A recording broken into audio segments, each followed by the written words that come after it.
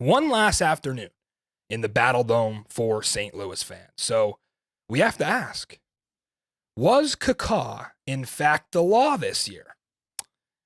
Could have both sides of the debate, right? But while there were ups and downs in this building, remember you had the week 4 debut against Arlington in front of 35,000. They won. To me, the fact of the matter is the dome field advantage was just not enough this year. And it's not the fault of the fans, right? But we have to look at this black and white wins and losses. And St. Louis lost 2 of their biggest home games this season. One last week against Seattle, one against DC back in week 5. So I thought the home field advantage would be a little better. I have to credit the fans. They were extremely loud. But it may have worked against you because these teams came in ready to play when they played in the Dome, especially Seattle and DC.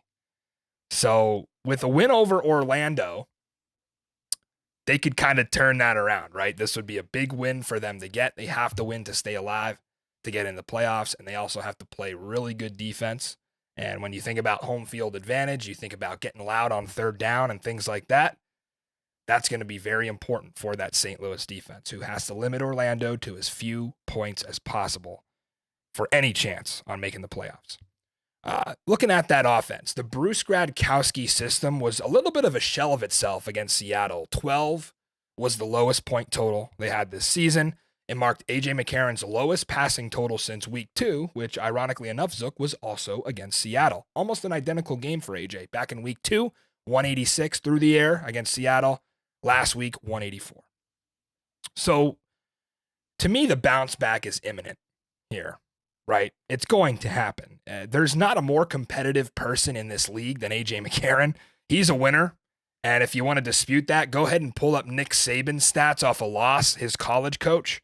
And I can tell you right now, you did not want to be at Alabama practice after the Crimson Tide lost. And they didn't lose much when A.J. was there in T-Town, but in those few games they did, he learned how important it is to win. And that mentality is kind of applied to the Battlehawks this season. Remember, they have 3 losses. Week 3, they lose to DC. Week 4, they come back, they smack Arlington.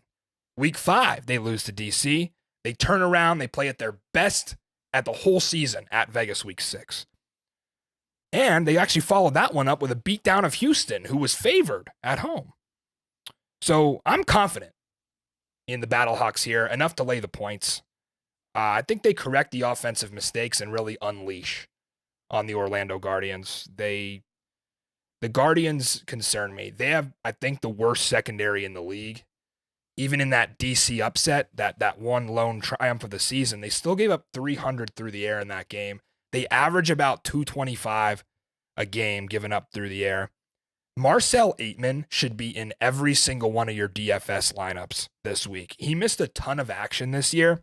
But since he came back from his injury in week 7, 13 catches, 186 yards, led the team in back-to-back games. You add that, his production coming back into the fold, you add that to guys like Hakeem Butler, Darius Shepard, Austin Prohl, now Gary Jennings starting to emerge.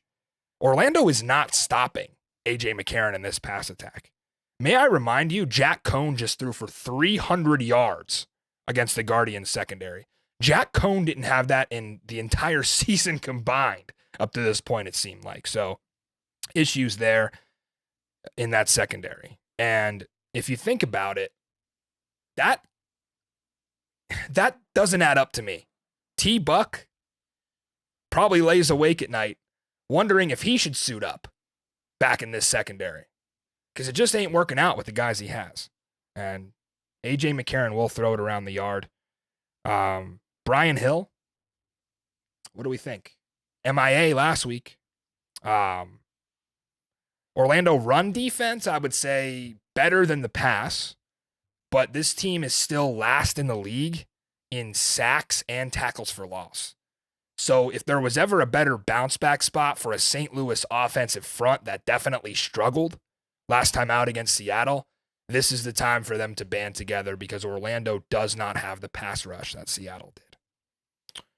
If you watched our Tiebreaker Tuesday portion of the program a couple of days ago, you know that everything we just talked about offensively for St. Louis may be irrelevant because you have to depend on the defense to get in the playoffs. Even if the offense dropped 40, it may not be enough because you're still 20 back of Seattle in points for, and Seattle has the number one offense in the league. So, what's that thing Reggie Northrup always says? You got to kill a mosquito with a sledgehammer. That's the mentality that the St. Louis Battlehawks defense has to have this week.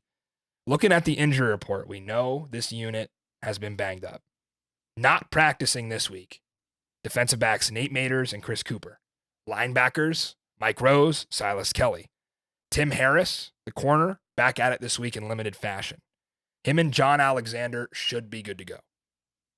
I talked 2 weeks ago about how impressed I was with this unit, who has just been like a carousel of guys in and out. They lost Ben DeLuca early in the season. He was another gamer in that secondary.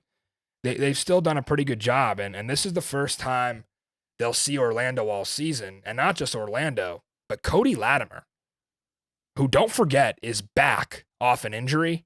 And I think a lot of the reason Orlando wasn't able to close that game out in San Antonio with an 11-point lead is because they were missing their best player, who we think is the most NFL-ready player in this entire league. It's Cody Latimer, who led the XFL in receiving until Peasy went off last week while he wasn't able to put up any numbers. So Latimer could give St. Louis fits. He is back from my knowledge.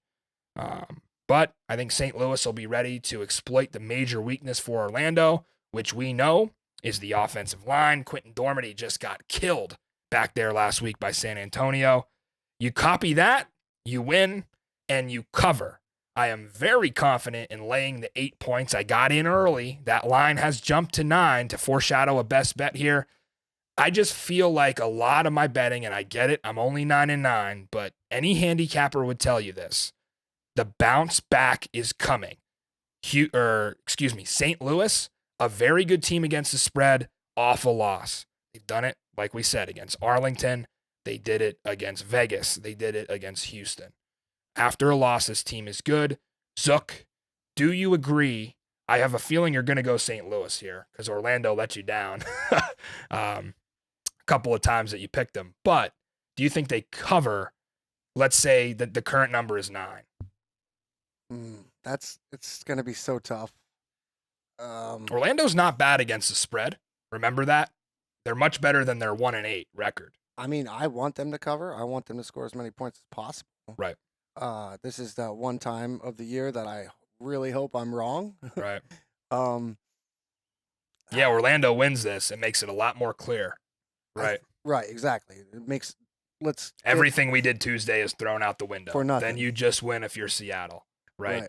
Now in the very rare scenario where both these teams lose, St. Louis gets in. Yes. So also important. But we have to remind you what Zook's saying about hoping that St. Louis will hold Orlando, or not hold Orlando, excuse me. Orlando will score as many points as possible in a loss. The reason he's saying that is because the closer Orlando is to 0, the sweatier Zook will be going into the Seattle game. 100%. Get far from 0. You need to be in the 20s for sure. Right, because not to get into it right away, but, we need Orlando. I need Orlando to score a ton of points. Yep. So Vegas can outscore them by 7. That's right. That's the points against. Remember, currently, as we are at airtime, St. Louis has 174 points against this season. Seattle has 168. There's the difference. 7 points gets St. Louis to a better spot. So you need to hold Orlando to a certain amount of points if you're St. Louis. I was comfortable saying about 14, I think is the most, and we'll get to that a little bit later. Mikey Manziel, of course, going with the St. Louis Battlehawks, and I think you could see a pretty big afternoon here. That is the noon game on ESPN.